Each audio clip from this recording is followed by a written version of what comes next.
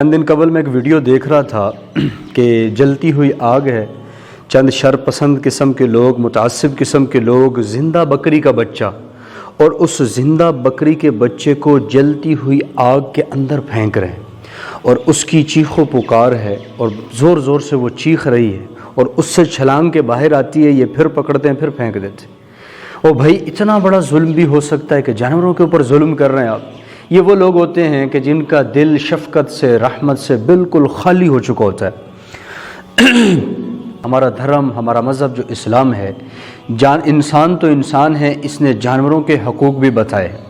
اور جانوروں کے حقوق کیسے بتائے ہیں کہ اللہ کے نبی علیہ السلام نے فرمایا کہ جانور کو جب ذبح کرنا ہے اس کے سامنے چھری تیز نہ کرو، چھری اس کے سامنے تیز کرو گے جانور کو تکلیف پہنچے گی۔ اتنا خیال کیا اسلام نے جانوروں کے حقوق کا۔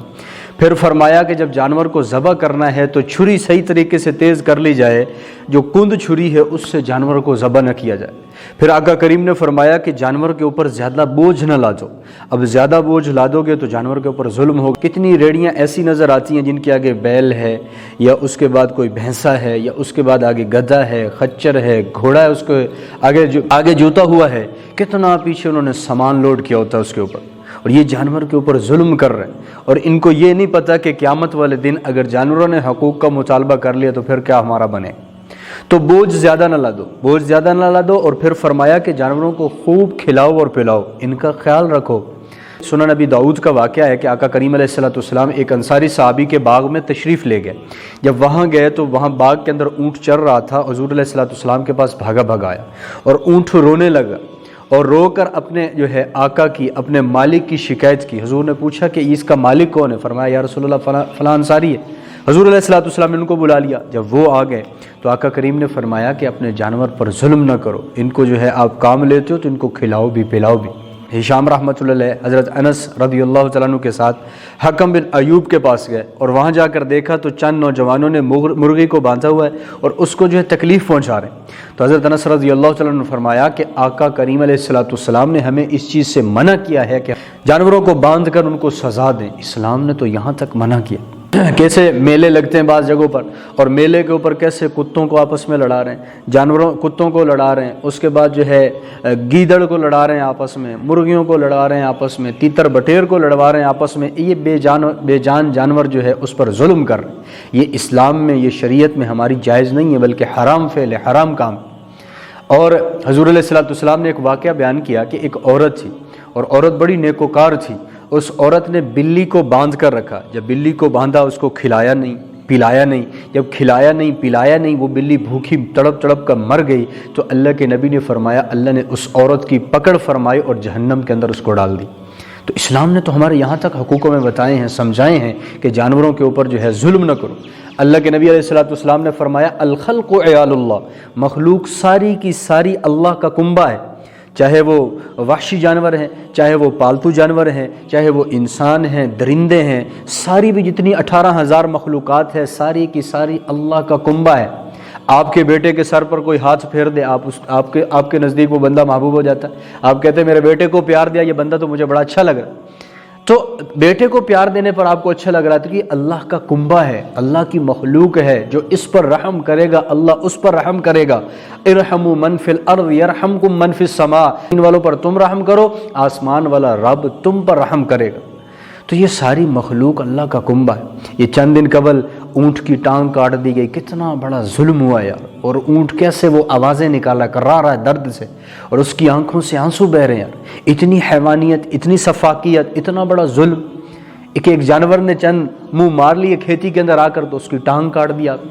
قیامت کے دن اگر یہی ٹانگ کٹی اللہ کی بارگاہ میں وہ اونٹ لے کر آئے گا تو تمہاری بخشش کیسے ہوگی؟ تم نجات وہاں کیسے پاؤ گے؟ کیونکہ وہاں پر تو عدالت لگنی ہے۔ دنیا کی عدالتوں میں تو آپ رشوت دے کر چھوٹ جاتے، دنیا کی عدالتوں میں تو آپ سفارش سے چھوٹ جائے، دنیا کی عدالت میں تو کچھ لے دے کہ آپ کا معاملہ صاف ہو گیا، جبکہ اللہ کی عدالت لگے گی، مالک یوم الدین، قاضی یوم الدین اللہ نہیں فرما رہے کہ میں وہاں کا جج ہوں۔ جج کے لیے وکیل کی ضرورت پڑتی ہے، मालिक यौमिद्दीन, मालिक बादशाह के लिए वकील की ज़रूरत नहीं है, तो अल्लाह वहाँ पर मालिक यौमिद्दीन है, बदले के दिन का मालिक है।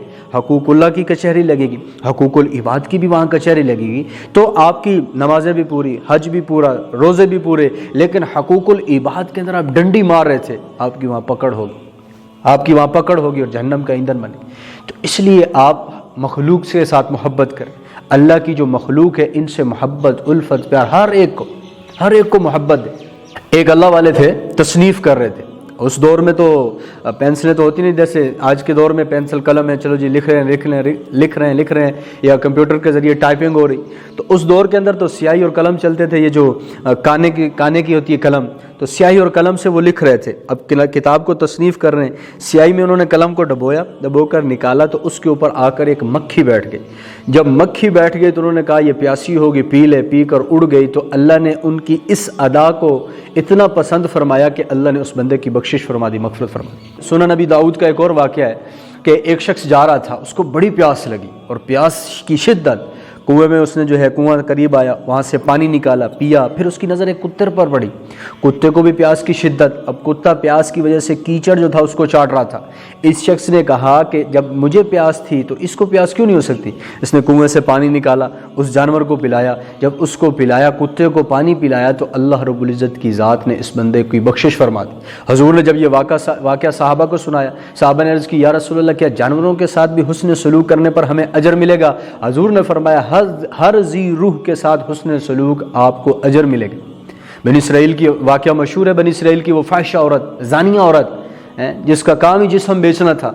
एक दफ़ा वापस आ रही, कुत्ते को देखा प्यास से जो है बिलक रहा है, अपने दुपट्टे को उतारा, मौजा निकाला और कुएं में जो है डाला, उसको पानी निकाला, फिर पानी निकाल के उस कुत्ते को पिलाया। अल्लाह को ये अदा पसंद आई, अल्लाह ने बख्शिश और उसकी मग़फ़िरत फरमा दी। तो कौन सी अदा अल्लाह को पसंद आ जाए, कौन सा अमल अल्लाह के यहाँ मकबूल हो जाए हैं। अल्लामा शिबली नोमानी रहमतुल्लाह बहुत बड़े मुसन्निफ़ गुज़रे, बहुत बड़े अल्लामा गुज़रे। तो किसी को ख्वाब के अंदर आया, पूछा, हज़रत क्या हुआ? इतनी बड़ी खानकाह, इतना बड़ा तसनीफ़ का काम, इतने तलबा उनके आगे शागिर्द, हज़रत क्या हुआ? बख्शिश हो गई। फरमाया, बख्शिश तो हो गई, लेकिन अमल मेरी सारी उम्र की जो तदरीस थी, सारी उम्र की जो दीनी खिदमत थी, सारी सिफर थी, एक अमल की वजह से मेरी बख्शिश होगी। फरमाया, कौन सा तेरा अमल था? फरमाया, बगदाद के अंदर मैं एक दफ़ा सख्त सर्दी के मौसम में चल रहा था और मैंने वहाँ पर एक कुत्ते के बच्चे को देखा जो सर्दी की वजह से ठठर रहा था, कांप रहा था। तो मेरे पास जो शाल थी, मैंने जो ओढ़ा हुआ था, मैंने वो उतार के उस कुत्ते को ऊपर डाल दिया। तो अल्लाह को ये अदा अल्लाह को ये मेरा अमल इतना पसंद आया कि अल्लाह ने मेरी इस अदा पर मेरी बख्शिश फरमा दी। तो इस्लाम तो हमें इस चीज़ का दर्स देता है कि जानवरों के भी हकूक़ अदा करो, इंसानों के भी हकूक़ अदा करो, किसी को तकलीफ़ ना दो। हजूर अलैहिस्सलातु वस्सलाम फतह मक्का के मौके के ऊपर कितनी हजूर को तकलीफ़ें देने वाले थे, सबको माफ़ कर दी।